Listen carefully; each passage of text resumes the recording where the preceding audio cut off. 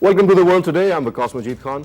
Today we have two important topics to discuss. The first one has to do with our internal issues, and that is the FATA reforms that we have been talking about for quite some time. Unfortunately, again, roadblocks in the way to mainstreaming FATA and the politics that is taking place on that very important issue. And I think that it's been far too long that this FATA issue has been put on the back burner and the government is dragging its feet on it. Whatever the reasons for that, we will be discussing those in our program. Then our second topic is of a global nature, where the OIC has made a joint declaration, and we also have the King of Saudi Arabia, his endorsement for the declaration that came out of the OIC summit in Turkey, where East Jerusalem would be recognized as the de facto capital for Palestine. Let's see how that plays out in the international arena. We'll be discussing that as well. Let me introduce my guests in the studio. Joining me today, we have Javed Sadiq Saab, and along with him, we have Rana Javed. Thank you very much, sir, for being here. Sir, I'll start with you. Last-minute decision, sir. We had the FATA bill, part of the assembly proceedings. It was printed and it was going to be discussed, and then all of a sudden it was dropped and there was a big uproar in the assembly. What do you think are the political reasons behind dropping that most important bill, sir? I think primarily it looks that the government decided not to present this bill in the National Assembly or not to table it because two of its key allies, Maulana Fazlur Rahman of JUI and Mr. Achakzai, Mahmoud Achakzai. Yes, sir. They were opposed to it. They have their own reason to oppose it, but I think the government had to give in, and the government basically conceded to the demands of these two allies. Otherwise, the entire opposition is on the same page as far as the FATA reforms are concerned. And so is the government, so are the armed forces. But all stakeholders in the country are on the same page when we talk about giving lip service to this very most important problem. It's not understandable. It is not logical why the government is not tabling or not presenting this bill, because it is very important. The government promised with the people of FATA that they would be mainstreamed, that they will be merged with the KPK, and almost there's a consensus on this. And sir, don't you think that by delaying the bill and dropping it at the last minute, the government actually did itself a disservice, that it has, given for very bad optics as far as governance itself is concerned, and they've damaged themselves. Not only that, but in fact, the proceedings of the National Assembly have been stalled. And unless that bill is presented, the opposition is going to boycott these proceedings. And I think they are also damaging the credibility of the National Assembly. The proceeding has come to a standstill. So therefore, it is very important for the government to present this bill. We are hearing that the government is rethinking its strategy, and probably they will be, they have now decided to afford the displeasure of the two allies, Maulana Fazlur Rahman and Mahmoud Khan Achakzai, and now they are preparing themselves to table this bill so that it is passed. And the people in FATA, there have been, Jamaat Islami launched a very strong march, a protest march in Islamabad, and they've given the 31st of December the date. Before that, if FATA is not mainstream or is not made part of the KPK, then Jamaat Islami has declared that it is going to launch a sit-in in Islamabad in front of the Parliament House. So it is very important for the government to take a decision on this, and delaying it and not presenting the bill to the National Assembly and not getting it passed through the Parliament will further damage this government. All right, let's get Rana Saab's views on this as well. Rana Saab, there was an excuse given by the government, belatedly rather unfortunately, that there were technical reasons due to which the bill had to be dropped at the last minute, and now that the bill will be presented in the next 3 to 4 days, because the government is also, all stakeholders are in fact on the same page as far as the reforms of FATA are concerned. So in your opinion, sir, why is it that the government had to face this kind of pressure from two of its very important allies, as Javed Saab has also mentioned, these two characters, which is Fazlur Rahman, Maulana Fazlur Rahman, and then Mahmoud Khan Achakzai? What kind of pressure do you think they could be bringing to bear on the government? The government has been in a very bad shape. Practically speaking, parts of this government are not functioning the way it used to be 6, 7 months ago. There is a growing sense of political uncertainty in Pakistan, and I think last night's statement of Speaker National Assembly it has caused more uncertainty in Pakistan. In a broader picture, when all that is happening, and we have seen that the opposition has boycotted, and I think there are very genuine reasons. And the fact that the two allies of the government, they have been opposing the merger of tribal areas into the KPK, I think that is primarily because of political reasons. This entire belt of tribal area along with the Afghan border, and if they really want to make it a separate province, the government will have to build new roads to connect them. I don't understand the logic that one particular territory which is adjoining, bordering with Afghanistan, that should have a separate province. Now then, there is another point that some people are making, that if there is a separate province, that means more funding to the tribal area. It is already backward, and that kind of greed is also, element of greed is also there, that they will get more funds. And I think the major, I would say, the political greed that these two political allies of the government are having, they think that they can make their political presence felt in the tribal area, particularly Fazlur Rahman Saab. He has, his political party's presences have been there dominantly. And he thinks that if FATA is a separate province, that means the JUI will have its own chief minister, and that would also mean more fundings, because of the fact that this particular region has been backward over the course of decades, and there is a stronger possibility, and we have also seen pledges from all political parties that they need more fundings, they need... All right, please hold your thoughts because I'll come back to this topic. Right now we've been joined by KP Governor Iqbal Zafar Jhagra, also from the PMLN. So let's get their point of view on this most urgent issue. Thank you for joining us, Jhagra Saab. Thank you, Ji. Thank you. Sir, why is it that the bill for FATA reforms was dropped at the last minute? A lot of conjecture taking place as a result of that decision, and how soon do you think that that bill will again be on the agenda? Thank you very much. Actually, there are different kind of rumors that this is not being done and this is being delayed, but I tell you for sure that we are very serious in bringing about the FATA reforms, including the merger of FATA with KPK. There is no such thing as intentional delays, but we want to have complete unanimity on the reforms and merger of KPK. So we are trying to get to that point, and hopefully it will not be long. We are going to bring the first portion of these reforms, that is the jurisdiction of Supreme Court and High Court to FATA. This, I am sure it will be done during this session. We intend to bring it during this session, but there were some technical difficulties and questions due to which it was not brought on that very day on which it was expected. But hopefully during this session, we'll be able to bring the first part, that is the jurisdiction of the courts to FATA, and that is one of the very major steps that has to be taken for bringing about reforms into this region. Sir, could you please shed some light on the technical issues that you've just mentioned, because there are a lot of conspiracy theories and rumors, as you yourself mentioned, regarding the issue. So if you could please clarify for us what those technical problems were, so that we could put those rumors to rest.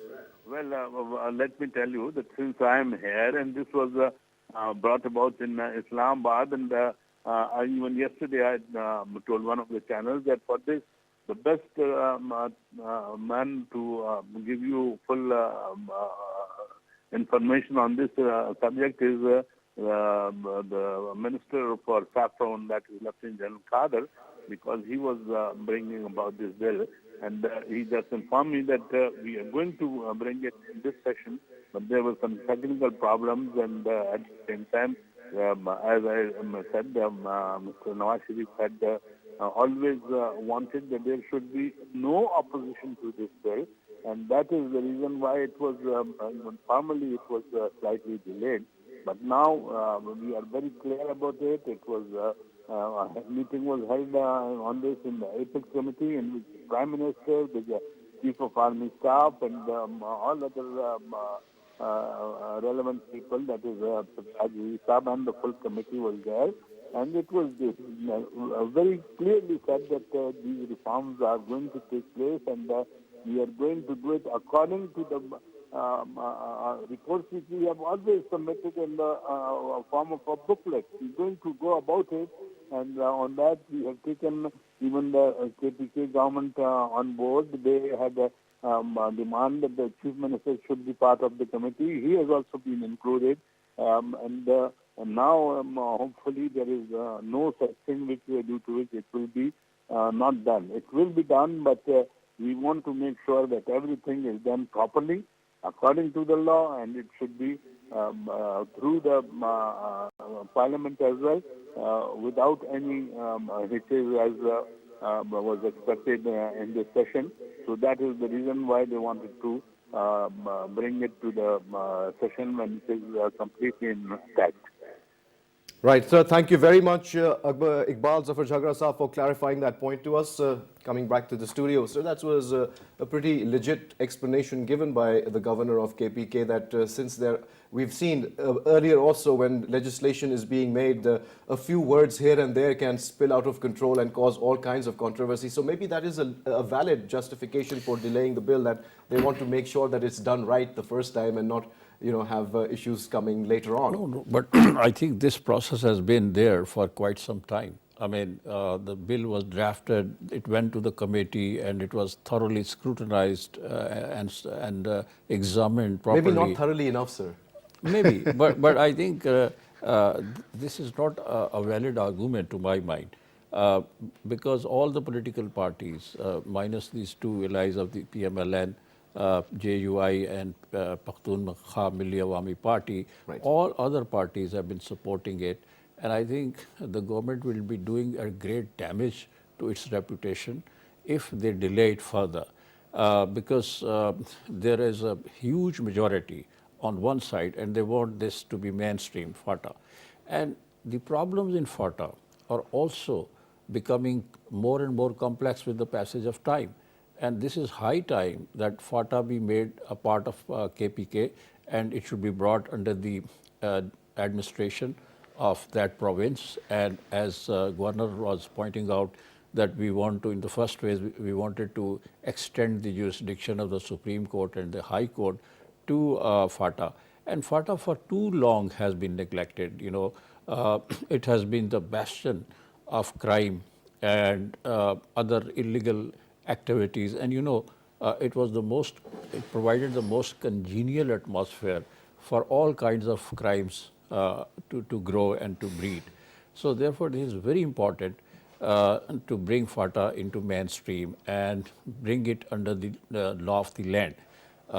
And there are other vested interests who are also obstructing it. Right. Some people allege that the old political agent system is also one of the obstructions, because people used to play this card and they used to, cash in on their positions, the political agents, and they were making big money. And in some of the agencies, for the appointment of political agent, they used to pay huge money to the powers to be or to the authorities who would appoint them as political agents. And all these vested interests are now scared of the fact, and they are apprehensive of the fact that if FATA becomes a part of the province of KPK and it is mainstream, then their source of income within commas, yes, will go away. It will vanish. So that's a very valid point, sir. Yeah. So therefore, I think it is very important for the government to do it. The sooner the better, and it will go to the credit of PMLN. And in the next elections, it's going to benefit politically from this decision. Absolutely. And if they are going to delay it, I think they will be damaging themselves in KPK, no doubt, where their main adversary, PTI, is ruling. And they will use it as a political point scoring. And Imran Khan is so desperate. He is making speeches these days that why FATA is not being made part of KPK, and he is trying to exploit the situation to his advantage, right, and the party's advantage. So I think Everybody is basically playing politics so on this issue. The ruling party should read the writing on the wall, and the sooner they take the decision, the better. And more importantly, sir, it is the people's will that has been voiced already, and we know that the people would choose to be a part of KPK rather than form a separate province and then go into the They don't want issues. to be a part of the land which is not governed by the law. Absolutely. And special law is applied there. They're sick of it and they're tired of it. Absolutely. Let's get Rana Saab's views. Rana Saab, you heard what Iqbal Zafar Jhagra Saab had to say, and in your opinion, do you think that you would accept that explanation? And also, when we say that he was forthcoming about the fact that it will be done in the next couple of days, not weeks, but days, what are your hopes for I the think he should have future? made those technical points very clear. What are those technical reasons because of which they delayed it? I think the other credible reports that have emerged in the media, to me, it seemed they have gained more credence in the sense because it was a pressure from the two characters known as Achik Zai and Fazlur Rahman Saab. Because of them, the government delayed it. Now, I think the time for government to take credit for FATA reform seems to be probably it's over, because they could have done it several months ago when they prepared reforms. It took several years for Sartaj Aziz's committee to prepare those reforms. They met with 3,000 notables, maliks of the tribal areas, and then they concluded their findings. They should have come up with the legislation long ago. At least, I mean, without getting into the debate of merger or a separate province, they could have done one thing, and that was to abolish the FCR, the black law, over a century-old British era black law, which was designed to subjugate that part of Pakistan's population.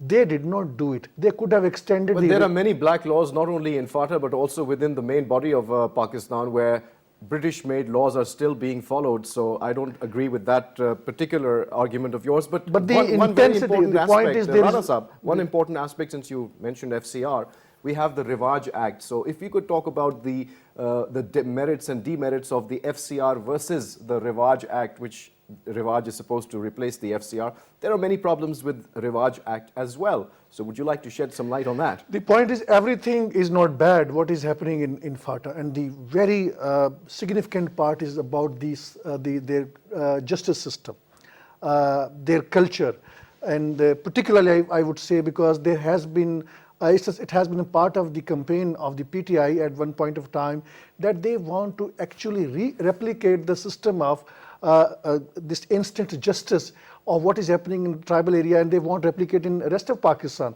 So I think that part needs to be retained in the legislation. That is a very positive. And you might recall... It cannot be, I'm sorry to cut you there, Rana Saab, because when you talk about the Rivaj Act and the issues that are inherent in it, and you talk about culture, then what happens to the law of the land? If you have three different laws, then it's complete confusion. How are you going to run a country which does not have one universal law which governs how the country is run? That is a big problem, sir. I think over the period of time, there have been so many proposed legislation in Pakistan, in different provinces, how to provide instant justice. That is a separate issue, No, sir. I'm coming to that point. Now, that justice system is already there in one form or the other in the tribal areas. Now, when you have to make it happen in all over the country, why not to bring that in the rest of the Pakistan? There's nothing wrong with that idea. You see, before 9/11. Well, let me correct you there, sir, because under this cultural Rivaj law that you were talking about, it may be acceptable to kill their families' daughters as a result of honor, which we have seen, which has been a problem throughout Pakistan. So you're saying that we should legalize the murder of family members because they feel that their honor has been slighted? That is what you're talking about. That's a misinterpretation. When the Parliament is going to, when Parliament is going to legislate, they are not going to condone it. They are going to bring out only the positive side, the positive aspect of those legislation. You might recall, before 9/11, the lowest crime rate was in Pakistan's tribal area. And after 9/11... But that was also the place where all the criminals used to go and hide from the law. So what are you talking about? I mean, that again, I'm afraid but that does not mean that their arbitration system is faulty. we need to understand that we need to get rid of the FCR, the black law. I Definitely, insist it there's is no debate on that. But what we need to replace it with needs to be something which is we need to replace in sync with our times. We need to replace it with the existing legal structure in Pakistan. We have inherited so many legislation from the Britain, which are all of which is not bad. Yeah, You but see, not all of it is good either. but tell me, is there any law in Pakistan under which you can collectively punish the entire tribal community? Entire community. Of course, That there's is no not- debate on that, Rana Sahab, not at all. This is the main part. This is the main part, and I think the government could have addressed it, addressed this issue long before. Now it's the Jamaat-e-Islami, PTI. They're both trying to take credit. PPP. And People's Party. More importantly, I would say Jamaat-e-Islami and PTI, because they have done a lot of public shows on this particular issue. I really doubt that the ruling party would be able to get its credit. And I would say the fact of the matter is they have done such a huge homework on this, and they're delaying it unnecessarily and not facing deadlines. If you don't do it by 30th December, we are going to have a long march. We are going to have a sit-in. That means that they're threatening the government and creating an impression among people that this government only listen to the protest and agitation, where it is left with no option, and then they go for legislation. And that is the bigger part of the problem of the governance of this ruling party. There I agree with you entirely, and I think Javed Saab also said something similar when we were talking about it earlier. But going further, sir, when we talk about the Rivaj Act and the FCR and all these other nitty-gritty aspects of enacting the bill, and then also when we talk about the technical reasons for which it has been delayed, so it gives a little bit of credence to the government's point of view, sir, don't you think?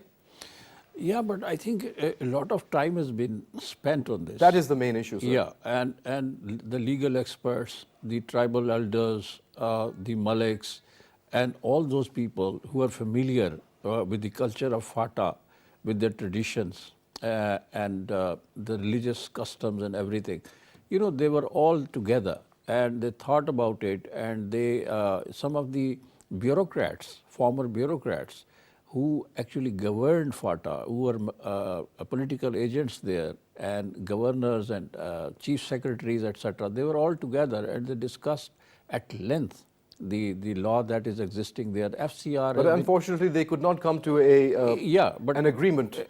Sir, we've also been joined by Nizam Salarzai. He's from FATA, so let's get his opinion of how he feels things are going along.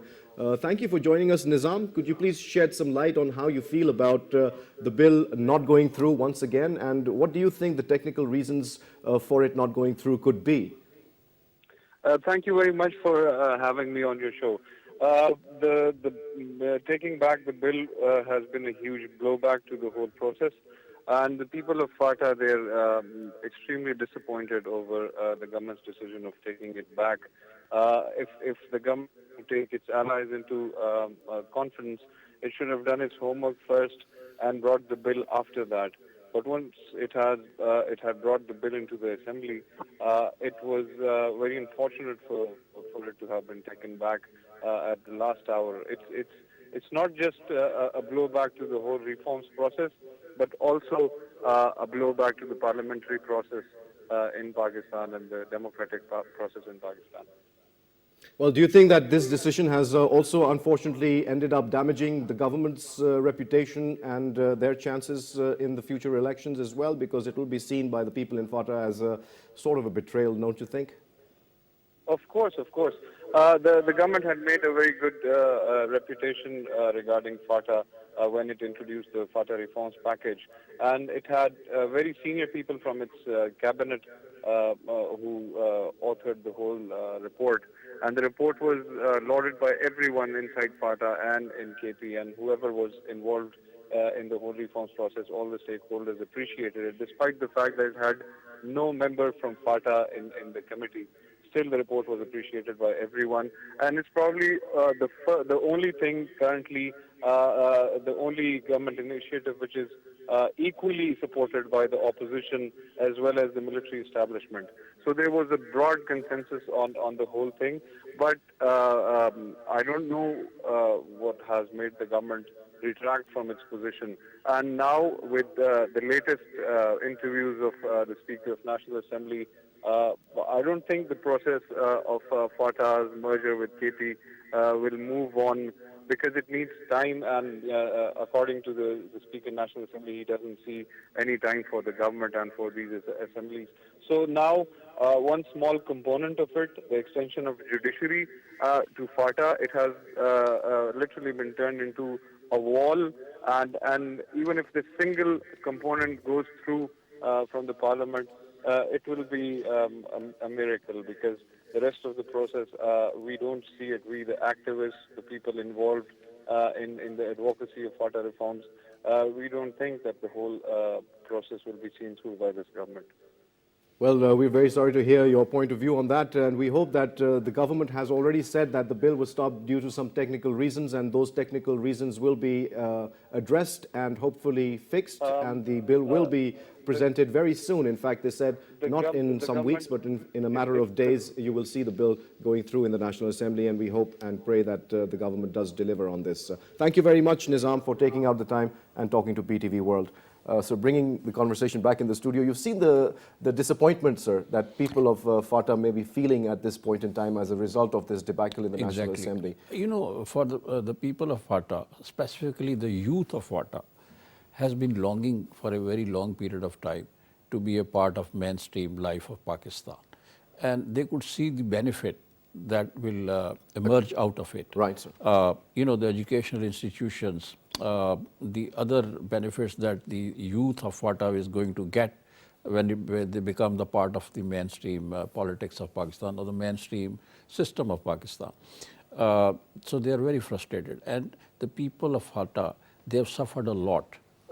Firstly, when there was a war going on in Afghanistan against the Soviet troops, and the people of FATA were bombarded by the MiGs of the Soviet Union, you know, in that war. And they were also IDPs for so long. And then the war against terror in Afghanistan, when it started, the brunt of it was faced borne by the people of FATA. Yes, sir. So I think they're fed up with this whole the wars in Afghanistan and the spillover to their area.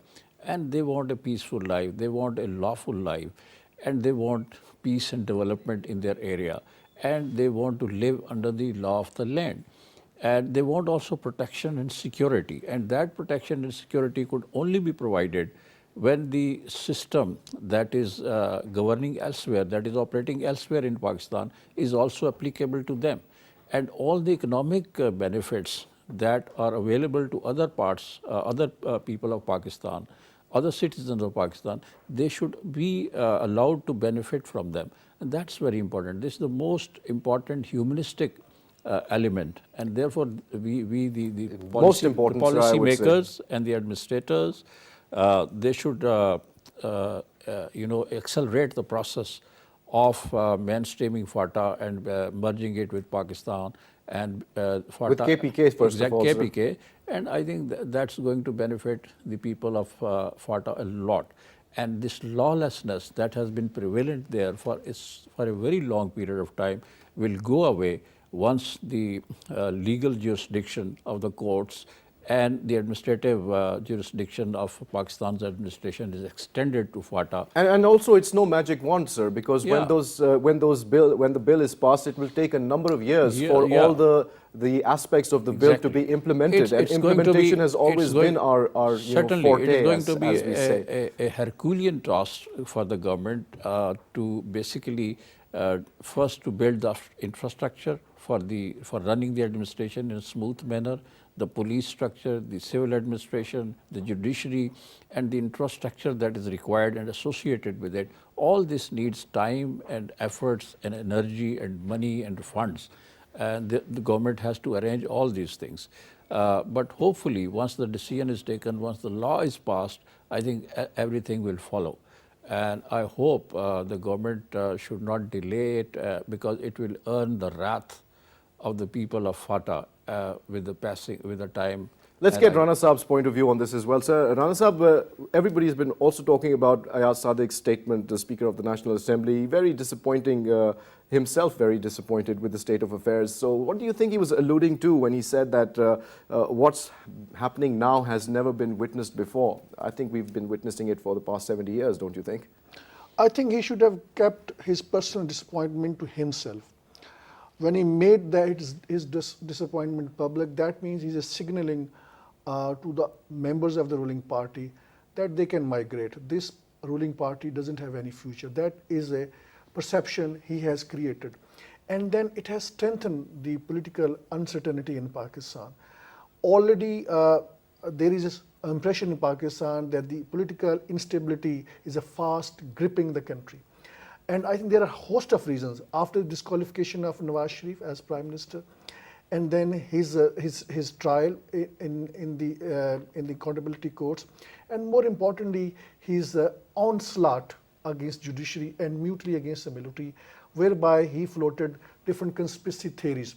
And now the signals that we have been receiving from the deposed Prime Minister has been that since he's been ousted, so there could not be a political stability in Pakistan. And I think perhaps this statement may be a calculated one, where he is representing the mindset of the deposed Prime Minister and his daughter.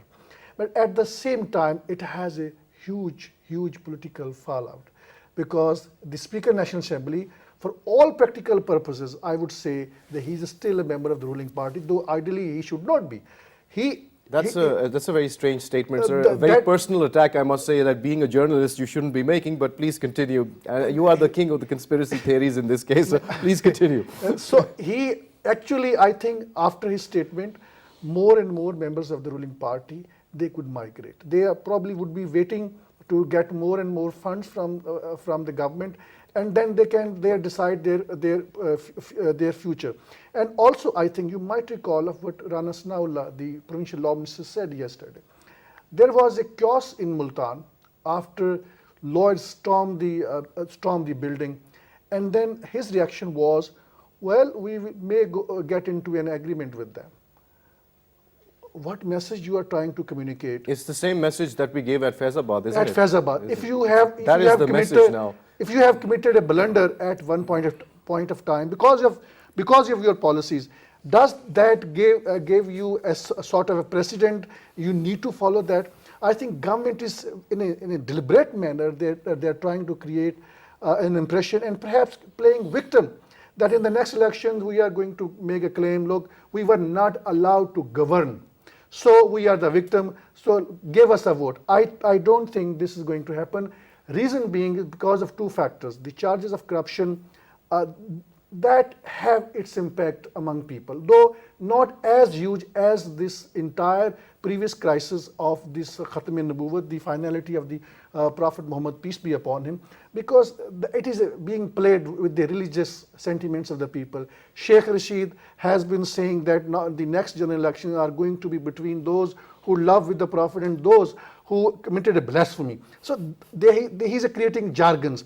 And Imran Khan, in a very sophisticated manner, he's also giving reference to the same controversy.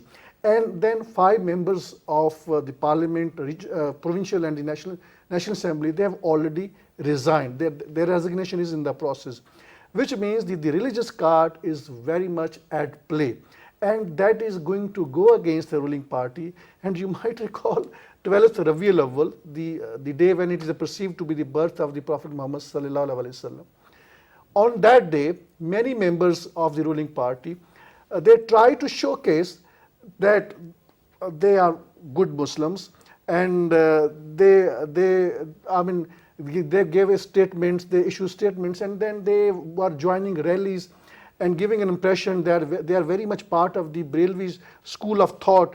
And I think that kind of scenario does reflect that probably this religious card is going to play a major role in next general election.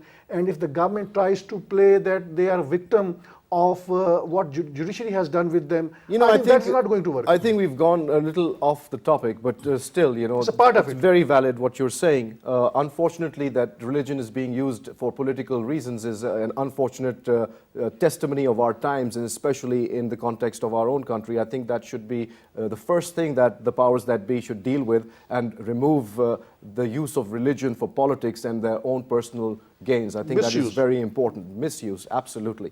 Javed Saab, you heard Rana Saab's tirade, I would like to call it. Would you agree with him on certain points? Because he did raise a few valid I think questions. that the ruling party is undoubtedly in a deep mess.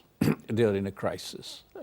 You know, the head of that Do you party. think that is why they are unable to make decisions such as Exactly. these, where I FATA think, reforms is so important, which could have actually helped them par- to correct the perception that, yes. that is, you know, being... Partly it is because of that. You know, Mr. Nawaz Sharif, the deposed, the former Prime Minister, disqualified Prime Minister, was the central figure, and people were rallying around him. But since he is not there, he is now sitting in London, and he is not available for any decision making or consultation. And a new Prime Minister, yes, Mr. Shahid Khaqan Abbasi has been elected. He is operating, the government is running, but key decisions, strategic decisions which the party has to make, keeping in its future and you know, in view, those decisions are not taken here. They're always taken from London or wherever Mr. Nawaz Sharif is. If he is in Rawalpindi, then the Rawalpindi is taking decision, and he's really calling the shots. So this party is in a state of disarray, to my mind.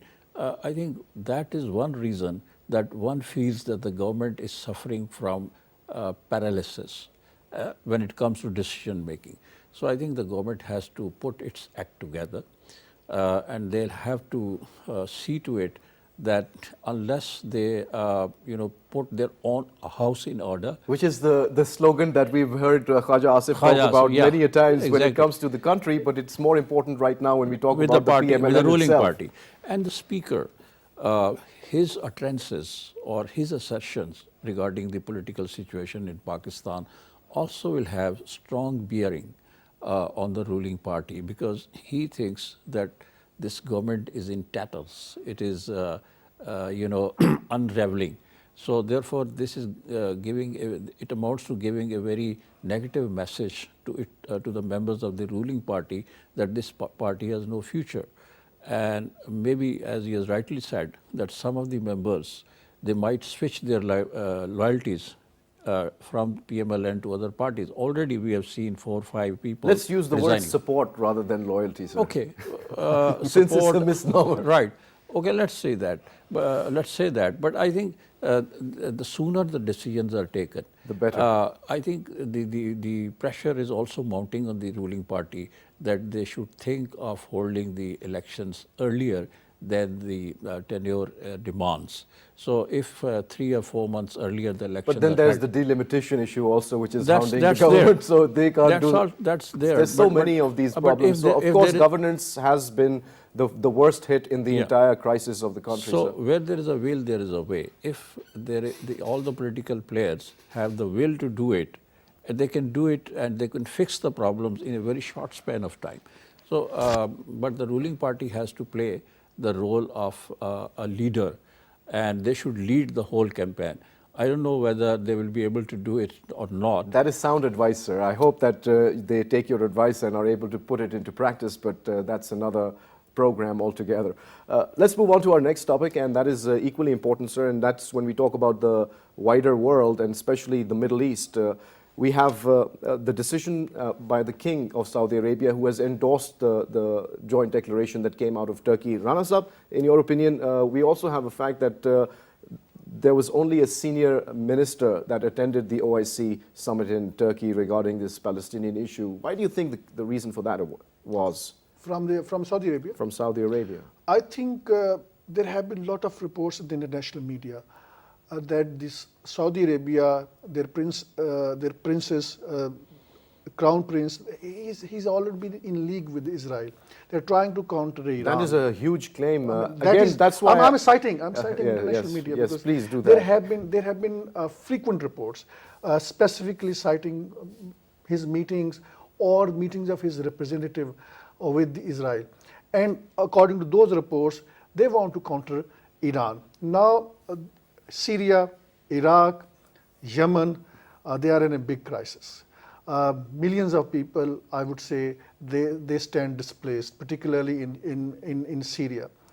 Half of the population is outside Syria. Situation in Iraq is not an ideal, though I think some signs of improvements are there. The Daesh is no longer as strong as it used to be few years ago. In that bigger picture, I think Saudi's role should be very, very proactive. And The entire Muslim world looks upon Saudi Arabia as the front foremost because they are the symbol of Islam. They are the custodian of the two holy places. Yes. But for all practical purposes, it's a Turkey which is leading the Muslim world. The ex-Ottoman Empire. The ex-Ottoman Empire. And there are allegations from the European Union that he's trying to revive the empire again, which obviously doesn't seem to be possible, at least for the time being. But again, now, until and unless members of the OIC, they undertake practical steps. Would you please also define those practical steps? Practical steps. I'm coming to those points. Situation is not going to change. They recognize Eastern Jerusalem as the capital of the would-be Palestinian state. But what is the leverage that they have against Israel and the US? Entire these Middle Eastern governments, they are practically subservient to the Americans. The Americans have their military presence inside the Middle East, and expecting them that they would suspend their trade links or diplomatic links with Americans, or will asking their military to go back. I think we can think of this only in our dreams. This is unlikely to happen. And when this would not happen, I don't expect that the Americans would change their policy towards Israel. And many friends say that perhaps it was more casual on the part of the Americans and the Donald Trump. But so many assessments coming from the US that suggest that it is a very, very calculated move. They knew what is going to be reaction from Saudi Arabia, from the Egypt, from the Jordan, and other Middle Eastern countries, and Turkey and Pakistan, because big statements, strong-worded statements, practically doing nothing. And that is what serves their geostrategic interest in the Middle East.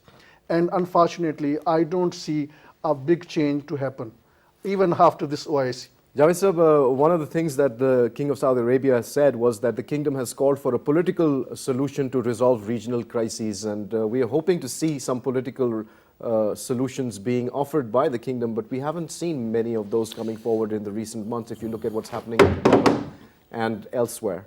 I think the former Saudi king, Abdullah, he had once put forward a plan which was known as King Abdullah's peace plan for the resolution of the Palestinian issue and to bring peace and stability in Middle East. And the underlying idea of that plan was that if Israel withdraws from those illegal settlements. But the territories which it occupied in 1967. Right. If Israel withdraws to 1967 position, then we can move forward. all of us, as all Arab countries and bloc, can give recognition to Israel as a legitimate state. That was a trade-off.